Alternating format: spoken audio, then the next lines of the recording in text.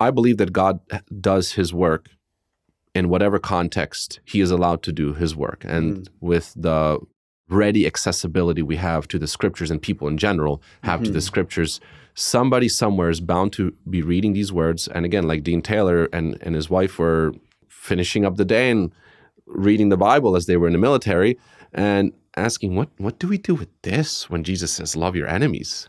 What do we do with this?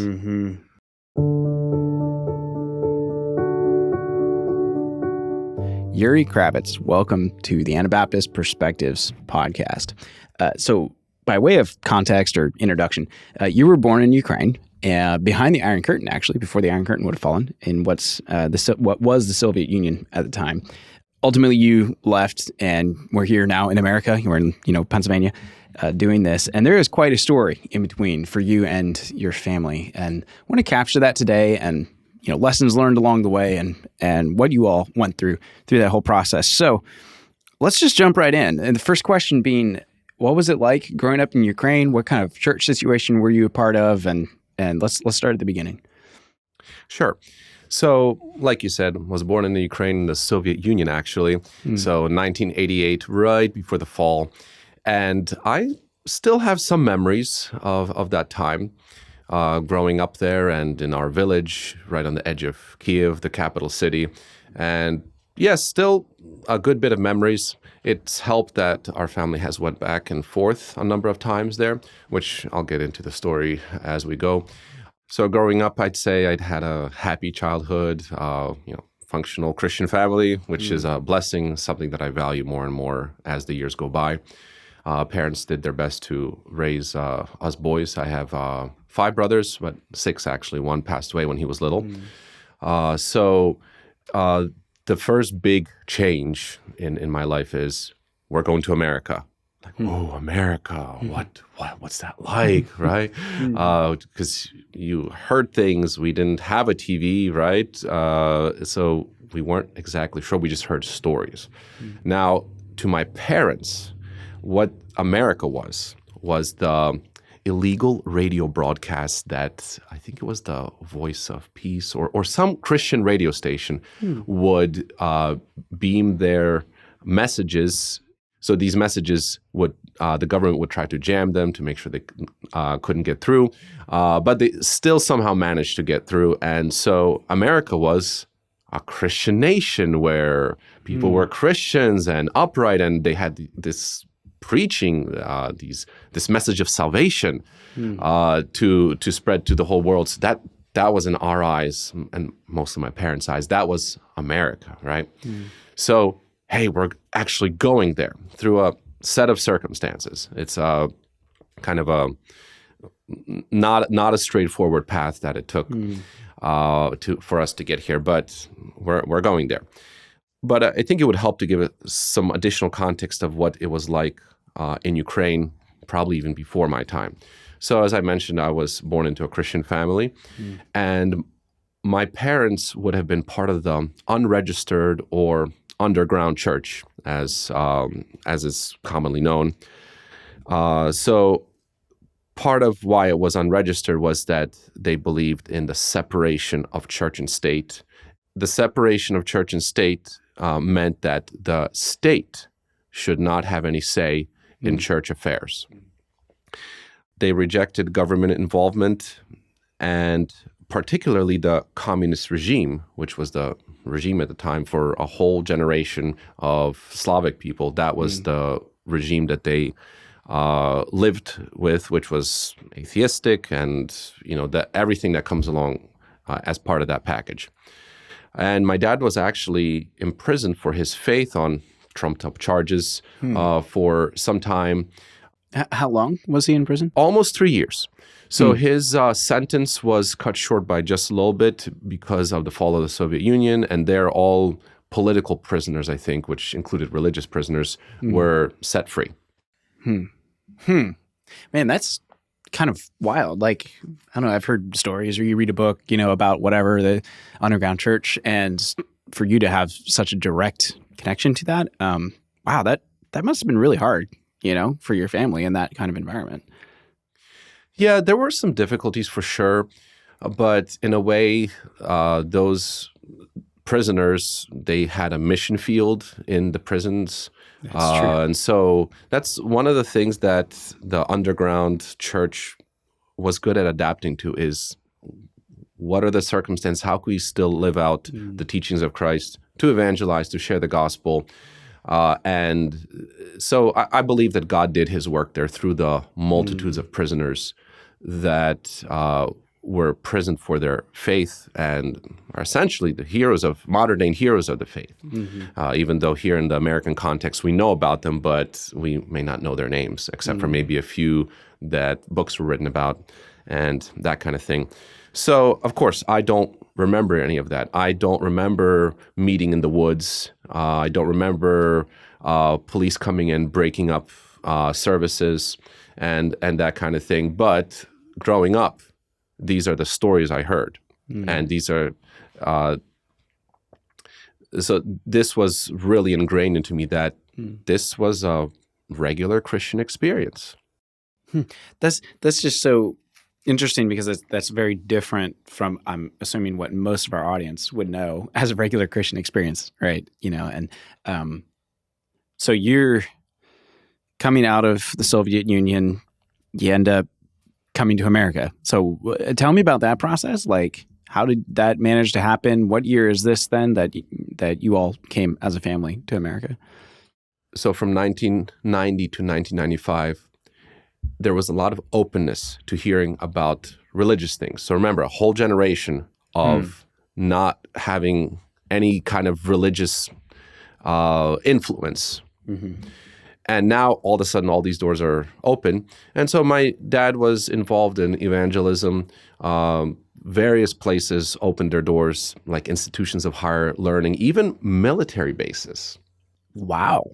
Okay, tell me more. Like, what was going on there? Were they just like, we're curious like everybody else, or what's happening? Pretty much. It was a state of political upheaval, right? So people weren't sure, things weren't settled down. The new government wasn't really functioning too well, although it definitely wasn't anarchy. But there were, some mafia stirrings and that kind of stuff you hear about when the government isn't really solidified in its in its workings.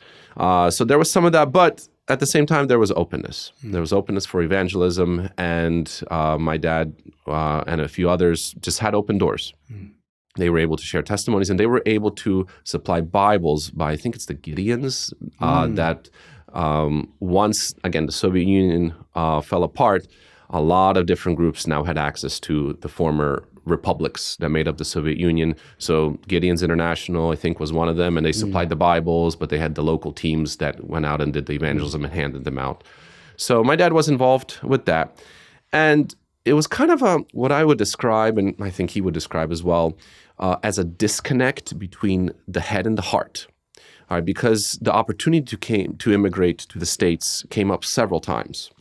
But my parents' rationale was, well, God's opening this door for evangelism here. Why would we go somewhere that they didn't really know about, a different place, a different culture, different language, and that kind of thing. And, a lot of unknowns. So the head said, there's no reason to go, to immigrate. But there was something in the heart that said, this is the right thing to do. So that's a significant part of the context of my parents deciding to immigrate. And the church we were a part of at the time, which comes back in the story later, they were supportive of this, which was not the case for a lot of immigrants, as I understand it, during that time, because it wasn't only our family. There were a lot of families that decided to immigrate. And so we had the blessing of our church, and 1995, we got on a plane in Kiev and flew to JFK, and that was the beginning of our experience. And I still remember that this was almost 30 years ago. I still remember my first impression of America. I had my first taste of Coke. I remember it burning my mouth. that kind of thing.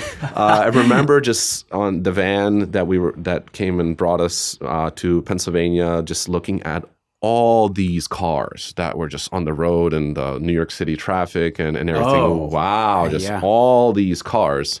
We had nothing of the sort there in Kiev at the time, early 90s, when Soviet fell apart. Yes, you'd see some like imported cars and you think, whoa, like BMWs or Mercedes. But here, the roads are chock full of cars. And that was just, those are two very prominent memories that stick out as we came. So the culture shock is pretty immediate. Yes, I guess. very much so. Very much so. So with this whole story, okay, so now you're in America as a family. Where did the Anabaptists come into the picture here? Yes, that's a very good question. And along what I said about lots of groups making inroads into the former Soviet republics, I think CAM and I think it was MIM jumped on the opportunity relatively early. Now, again, I was 3 years old at the time, so I don't have recollection of this, but according to the stories I've heard that the CAM came in with the humanitarian aspect of things. MIM came in with the missional, the church aspect of things. And so there, my dad in particular made the initial contact with a group I think we knew very little about. Mennonites, Anabaptists, they look different. They appear to have the same beliefs as us. But yeah, again, it was a state of upheaval. Like politically, culturally, so many different things happening. But that was the initial contact. So when we arrived to the States, we continue to have a little bit of contact back and forth with the Mennonites or the Anabaptists in Kiev there, but not much.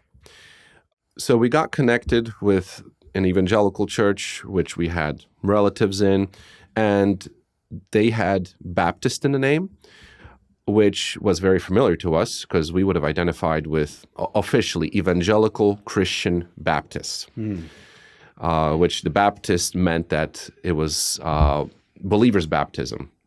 Okay. So that's the context of being Baptist in the former Soviet Union, as opposed to it being baptized as an infant. So the great contribution there in that context was that the pastor encouraged and urged my parents not to send me and my siblings to the public school,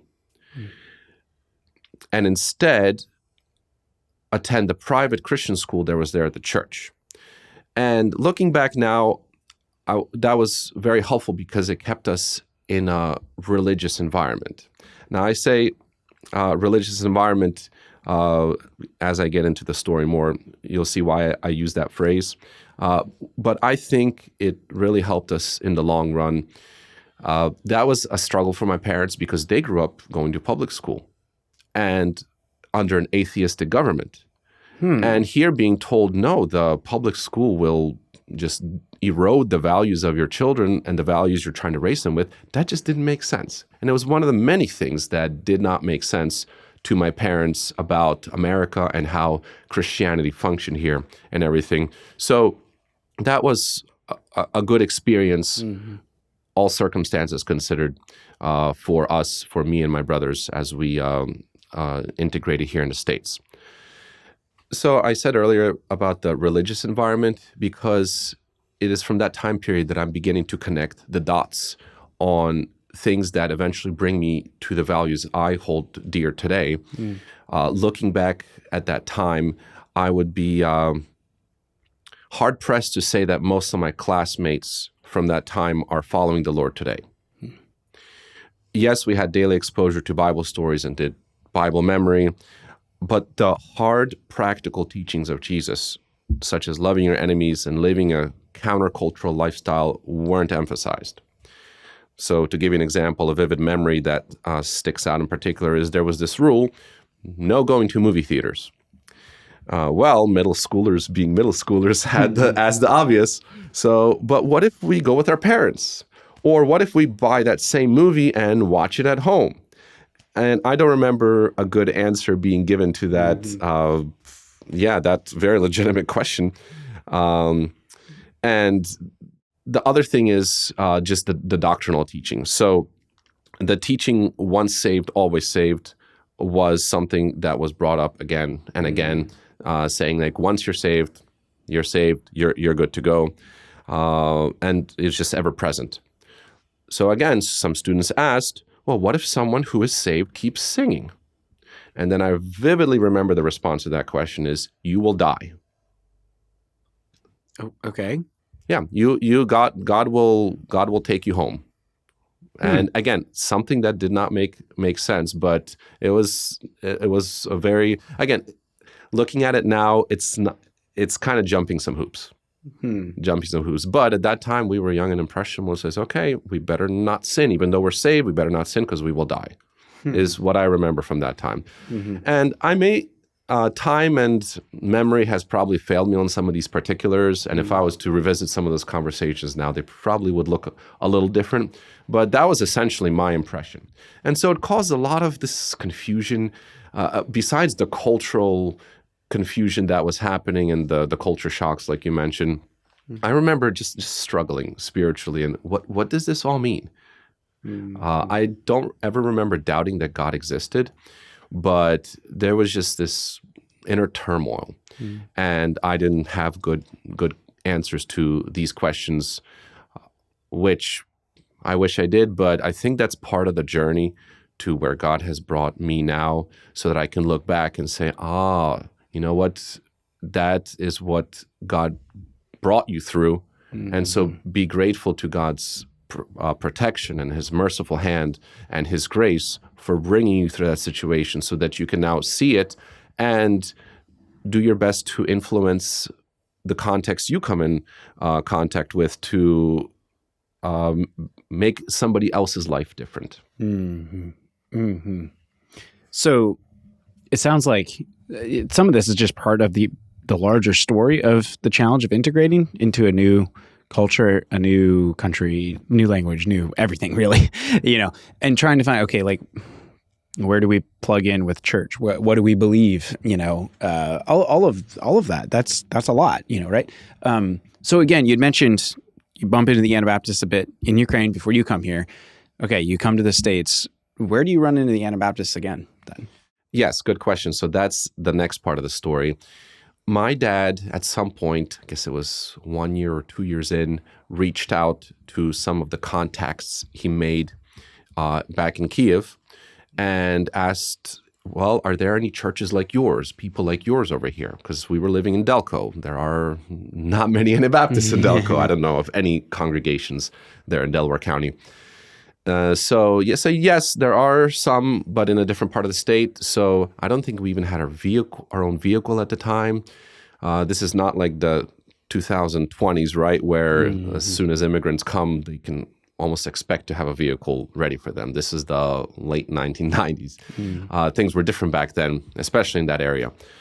So we found a way to get over and visit. I think it was a beachy congregation in central Pennsylvania somewhere, which was not really sustainable to attend there long term. However, they did suggest a similar congregation in Lancaster County, and we ended up attending there regularly for several years. And this is where things get interesting. So even though we were doctrinally aligned on so many issues, at that time, cultural differences made long-term fellowship really challenging. For example, the big issue was the mode of baptism.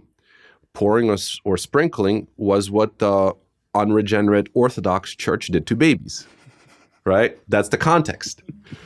Oh, man. Communion, the mode of communion, having it not once a month like we were used to, but having it once or twice a year was also different. Yeah. Feet washing, again, the way we grew up understanding that that passage was that it was for that culture where people walked barefoot and it was a practical thing. And here people show up, their feet are essentially clean, right? But they still hold on to this thing of foot washing. again, just these things give you a little glimpse of what was going through the minds of people that come from a completely different culture. Notwithstanding, I have good memories of that time. Sunday school, Christmas caroling, being invited to people's houses, and the acquaintances we made, they were helpful. They were helpful in our journey.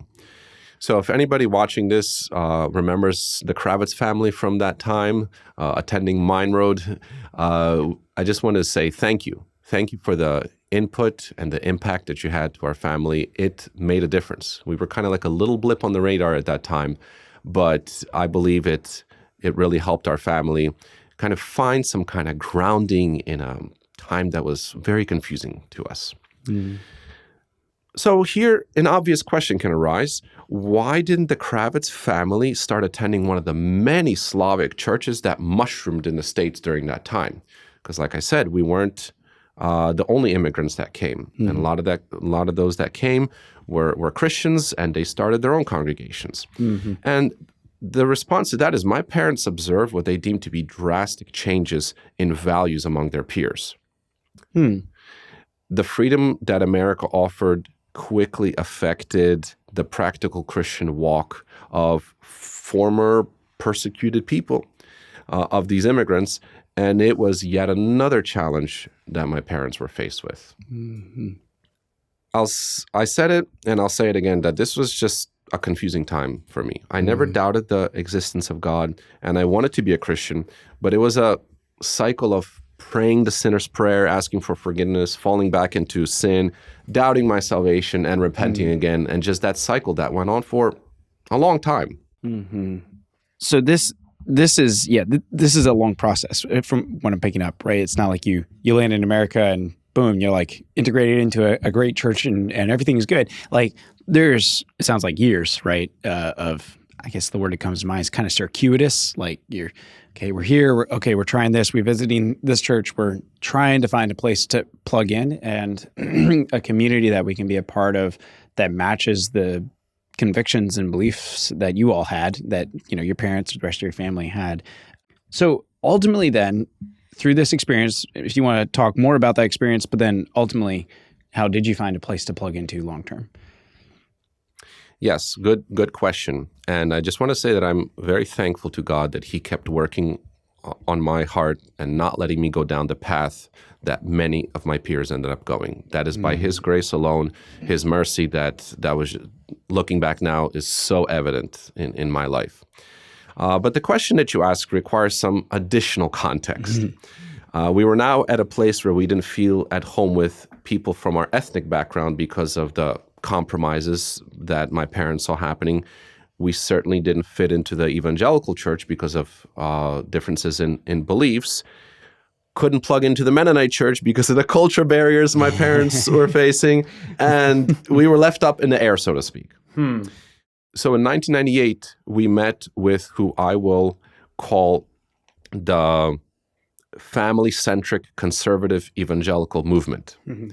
Now, that's not a label that you'll find anywhere, but looking back now, I'm not sure of a better way to describe it.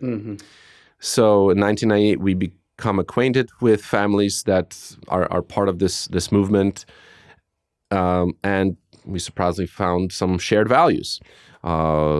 We were beginning to explore homeschooling at the time. Music was a big part of our life, conservative music, dress standards, modesty, that kind of thing. And these families shared these values. And the major emphasis, looking back now, was the family-centric approach to Christianity. And so despite doctrinal differences, we focused on what we had in common. And we fellowship with those circles for, I don't know, a period of 3, 4, 5 years, that kind of time. And so these were fellowships that either met at a home or in a formal place of worship, heavily influenced by fundamentalism, Calvinism, IBLP, and the teachings of Bill Gothard. If you can imagine that kind of a community, although it's a little bit vague, it's hard to define it exactly, but that kind of sphere of influence. And on the surface, things looked quite pleasant. The children were taught to respect their parents and others. Families were large. The music was conservative, etc. But as a famous marketer once said, culture eats strategy for breakfast.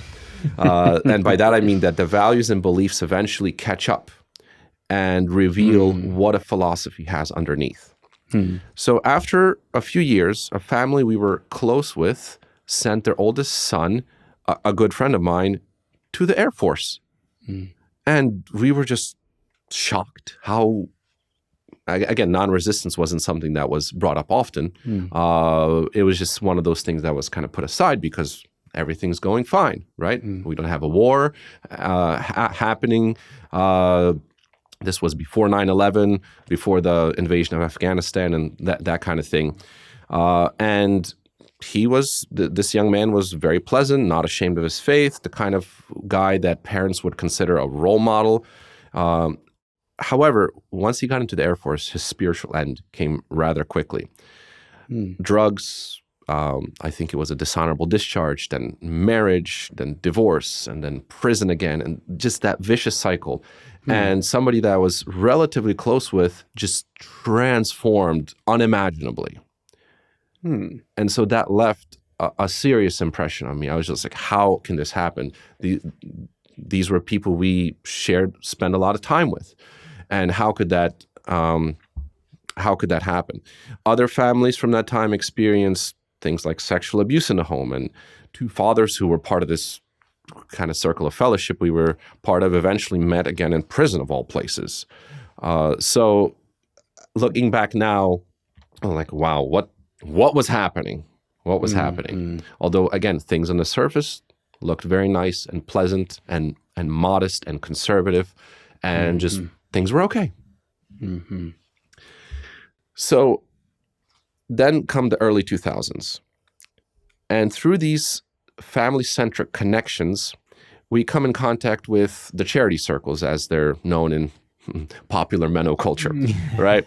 So the charity context, to give it to those that may be listening and are not aware of who the charity circles are, is started by a former evangelical minister and a former Amishman. So can you imagine those two worlds coming together? Yeah. And oddly enough, it was an expression of Christianity that felt a lot like home. So family-focused, promoted homeschooling. The Godly Home series was and still is a big part of that community. A strong relationship with Christ, believers' baptism, and a vibrant expression of faith. Those were the hallmarks of the charity movement that come to mind when I'm thinking about those times. And I would say that this was my first conscious exposure to the concept of kingdom Christianity. And so God was working on my heart, and I committed my life to Him in my late teens, got baptized, and the various charity Bible schools, which is essentially like a week where young people come together, hear teaching and preaching, and there are evangelistic messages in the evening.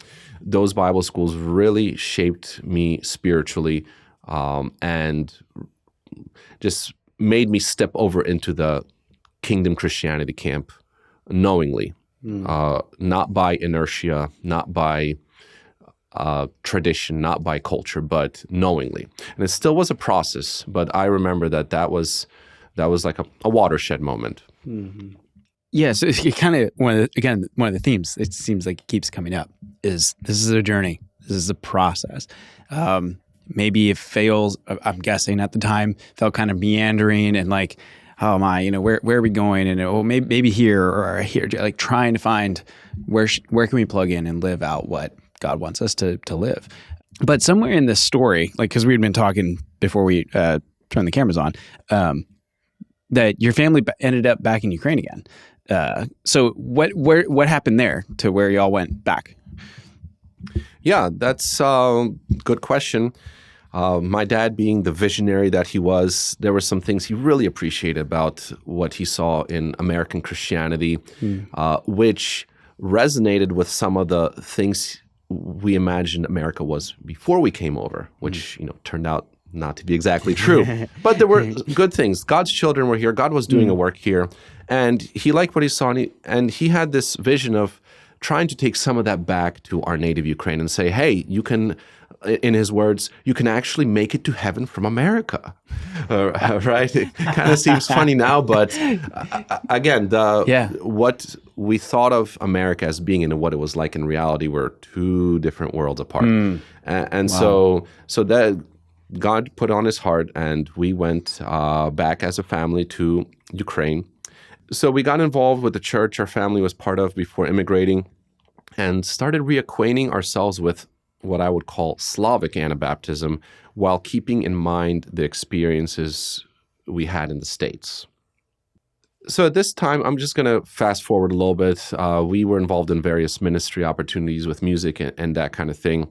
However, I'm starting to connect more of these dots that I call kingdom Christianity, and I'm analyzing more of what's happening. Like, I've had lots of varied and maybe you can say extreme experiences up until this time when it comes to fellowship, and so I'm thinking about these concepts. I'm observing, and I began to see how the teachings of Christ, though expressed differently in different cultures, they transcend culture.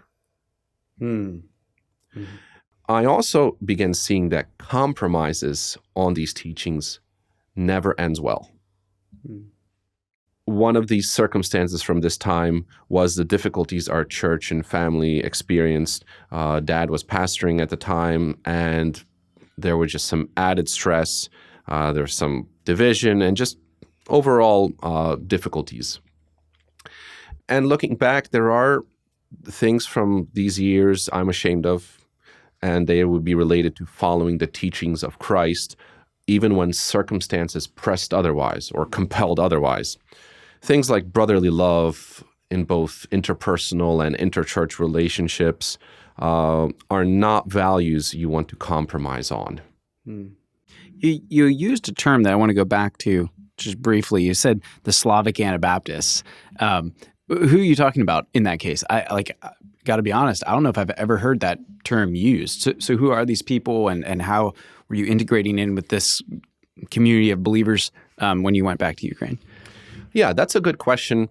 It's not two terms that you hear next to each other often. Right. But what I mean is those that take the teachings of Christ seriously. Things like non-resistance, things like what to do with the teachings of Calvinism, right? The eternal security question, what to do with divorce and remarriage. Those core, and I'd say hard teachings that Christ presented when he was here on earth. So when I say the term Anabaptist, that to me means a group of people, communities that want to ask those hard questions. They're saying, what did Christ actually mean?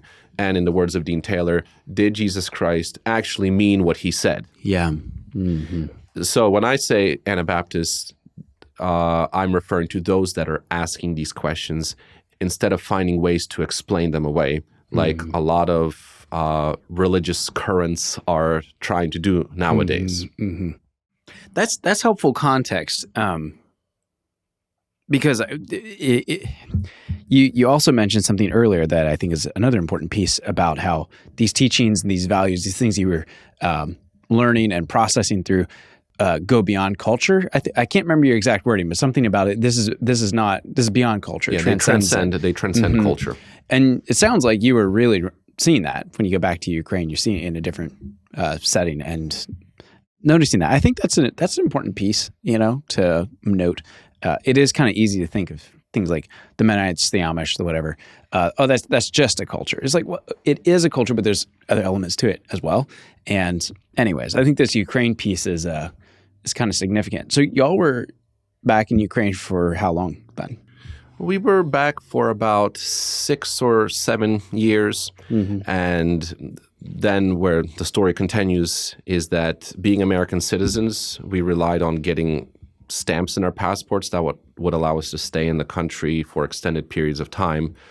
However, after about 6 years, the political disposition towards Americans changed somewhat. There were some political happenings there at the time where part of the country wanted to integrate more with Europe, where the other part was wanting to align themselves closely with Russia. And eventually that broke out into a full-scale war, which I think everybody is aware of by now. But part of those changes was that we could not get our passports stamped and be able to stay there for extended periods of time. So that combination of circumstances made it appear that God was closing the door for us to remain there. So you end back up here in America, and again, we're here in Pennsylvania. This is where you live. Bring us up to the present day and kind of reflect back along on this story too, and anything else you want to add with that as well. Yeah, so we came back to the States, I think it was the very end of 2011. And it was interesting to start evaluating the events since our immigration in 1995, which next year, at the time of this recording, will be 30 years. It's hard to believe that. And what sticks out in my mind is who and what stayed the same and who and what changed radically. I already shared some of those moments and some of those experiences that I just saw lots of radical change, and sad to say, it wasn't good change. And one of the things that really sticks out in my mind is that those that kept the teachings of Christ, we are closer with today. Those who did not place a high value on these kingdom teachings, we are at a very different place today, 30 years later. Well, so I think we're probably going to just spend a whole nother episode on this very topic. But back to the Slavic Anabaptist thing. It does seem there's an impression, or it's easy to think, oh, well, the Anabaptist, it's like a North American phenomenon, and it's kind of unique to here, and it doesn't really have effects elsewhere around the world. And you're basically wanting to make the point of, like, from your experience, that it was not the case. Is that a fair assessment? Yeah, so again, the context there is that there were those who kept the faith during the communist regime. And they're the ones that really aligned themselves with the teachings of Christ and not with what the government was trying to dictate onto them. And out of that grew out a form of Anabaptism. And so that's why I use Slavic Anabaptists, because if you would look at their materials and writings today, you will see, you know what? There's a lot we have in common here. I believe that God does his work in whatever context he is allowed to do his work. And with the ready accessibility we have to the scriptures, and people in general have to the scriptures, somebody somewhere is bound to be reading these words. And again, like Dean Taylor and his wife were finishing up the day and reading the Bible as they were in the military and asking, what do we do with this when Jesus says, love your enemies? What do we do with this? That is interesting because actually, going back to Dean, we've interviewed him a few times on this podcast, and people can check that out if they want. But, he would have been there when the Berlin Wall came down in '89. So I guess, I don't know, that would have been in Germany, so not super close to where you were. But it's just interesting how these pieces come together, and God moves in all kinds of mysterious ways, and often we can't always see that until after. And that's the one piece as well. You've had such a range of experience living in different cultures and trying to figure out, okay, what churches do we integrate with? How do we plug into a community, and all of these things. So as we kind of circle it back around, what's a piece you'd like to leave with our audience as they consider this story? So as you say that, an interesting turn of events happened about 2 years ago that made it feel like things came full circle in this meandering path that our family has taken. And that is that one of my brothers got married to a girl whose family we first met when we attended that beachy church in the late 90s for those few years. And to me, it's just like, wow, for things to get reestablished and reconnected in that way, to me, that's just amazing. All the pieces kind of coming together, right? Yeah. Is there a word of encouragement you'd like to leave with people who are on their own journey? They're searching for where's a community I can plug into? I'm trying to find a church, or I have these beliefs. I'm not sure what to do about that. How do I live these things out? I mean, these things are hard, right? What's some encouragement you'd like to leave with them? Yeah, so the big thing that sticks out in my mind is that ideas have consequences. Following the teachings of Christ has consequences, and not following the teachings of Christ has consequences. And so it's almost a way of choosing your hard. What hard are you going to choose? So for those who are being exposed to these kingdom values and are looking at how they can serve Christ and make him Lord and Savior of their life, I would just say that you may have to make some hard choices when it comes to who you fellowship with, what kind of circumstances you place your family or those entrusted to you in. It may require moving. Something that I found in the States is there's this spirit of independence, right? It's it gets everywhere, not just the politics. Sometimes the Anabaptists like to think, well, separation of church and state, that's very clear-cut. But it's more subtle than a lot of people would think, right? There's always this temptation to get politically involved and eventually turn to politics as a solution, or other distractions such as getting caught up with sports and the entertainment world, and that's a distraction that will steal your time and can cause you to turn your sight off of Christ. But at the end of the day, I think God will put his children in front of choices that they need to make, that they need to take ownership of. And some of those choices may be hard. Some of those choices may not fit into the culture you grew up with. Some of those choices, you may, like my father, like the fruit, but you don't like the methods that you come by that fruit. And so what will you do then? You will be challenged in your pride and other things, and that's part of God's process of redeeming his children and refining them. And I can think of, again, a lot of families that I'm looking back now with a lot of sadness, that choice was placed in front of them, but it just ended up being too hard. And now they're at a sad place. So my encouragement is when God does put those choices in front of you, when you hear the still small voice speaking, to really think deeply and count the cost and think, is this following the teachings of Christ? Will this help me to better know my Lord and Savior in the end, even though maybe you don't understand the way, you don't understand the path, but is the end goal here for me to be transformed more into the image of Christ? And if so, that is the way to pursue with all of your heart.